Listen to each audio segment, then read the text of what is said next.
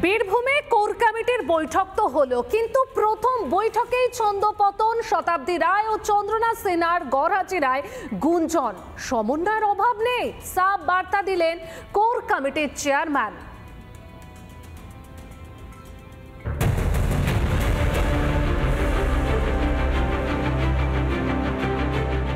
নতুন করে গড়ে দেওয়া হয়েছে কোর কমিটি, বার্তা দেওয়া হয়েছে একসঙ্গে চলার।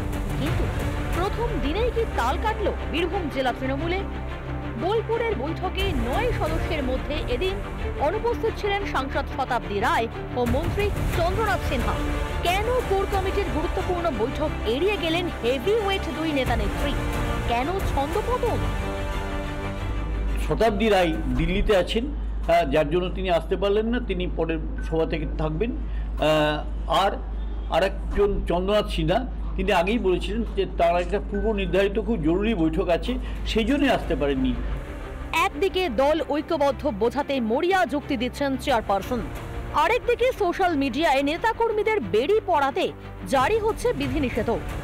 দলের অন্দরের যে কেচ্ছা সেটা যাতে না সামনে আসে, না প্রকাশ্যে আসে, তার জন্যও কিন্তু পদক্ষেপ নেওয়ার কথা বলা হয়েছে।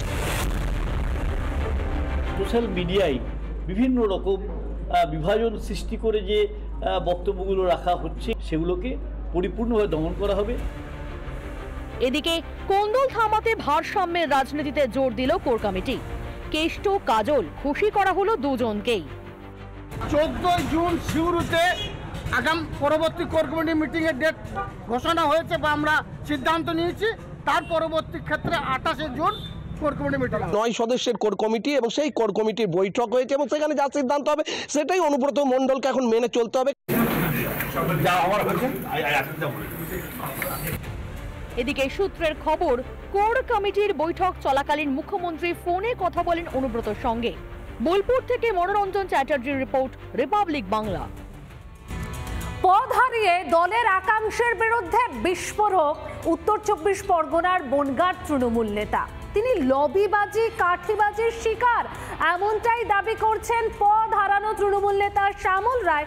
আর জানিয়ে কটাক্ষ ছুড়তে 1 সেকেন্ডও দেরি করেনি বিজেপি। দলের মধ্যে অনেক রকম লবিবাজি হয়, তো সেই লবিবাজির শিকারও হতে পারি আমি। একদম লবিবাজির শিকার গোড়া থেকে।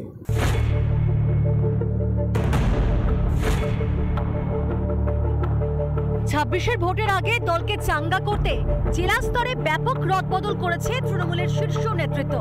আর তাতে শুরু হয়েছে গৃহযুদ্ধ। কোন্দল মাথাচাড়া দিয়েছে উত্তর 24 পরগনার বনগাঁয়। 2 দিন আগেই বদল হয়েছে বনগাঁ সাংগঠনিক জেলার চেয়ারম্যান পদে। বর্ষান তৃণমূল নেতা শ্যামল রায় জায়গায় দায়িত্ব পেয়েছেন রাজ্যসভার সাংসদ মমতা বালা ঠাকুর। আর এতেই বেজায় চটেছে পদ খোয়ানো শ্যামল রায়। দলে থাকলে একটু কাঠিবাজি হয়, দেখছি তো সব জায়গায় বড় বড় নেতাদের সব কাঠিবাজি চলে। দীর্ঘদিনের নেতাই এখন বেসুরো, অস্বস্তিতে পড়ে তাই শাক দিয়ে মাছ ঢাকার চেষ্টা জেলা তৃণমূল নেতৃত্বের। শ্যামলদা অসুস্থ আছে, হয়তো আবেগে কোনো কথা বলেছে, ওনার দুঃখ পাওয়ার কিছু নেই। শ্যামলবাবুকে বলবো মনে কষ্ট নেবেন না, এই দুর্নীতিবাজ দলকে ত্যাগ করুন, আপনাকে স্বাগত। বছর ঘুরলেই দামামা বাজবে বিধানসভা ভোটে, কিন্তু তার আগে দলীয় পথ নিয়ে এখন থেকে যেভাবে ক্ষোভের আগুন জ্বলছে তা কি সামাল দিতে পারবে ঘাসফুল শিবির? উত্তর 24 পরগনার বনগাঁ থেকে টিটপ বিশ্বাসের রিপোর্ট, রিপাবলিক বাংলা। নানা ধরনের কন্টেন্ট দেখার জন্য লাইক করুন, শেয়ার করুন আমাদের ফেসবুক পেজ, সাবস্ক্রাইব করুন আমাদের ইউটিউব চ্যানেল। পাশাপাশি অন্যান্য ব্রেকিং নিউজের জন্য অবশ্যই চোখ রাখুন রিপাবলিক বাংলায়।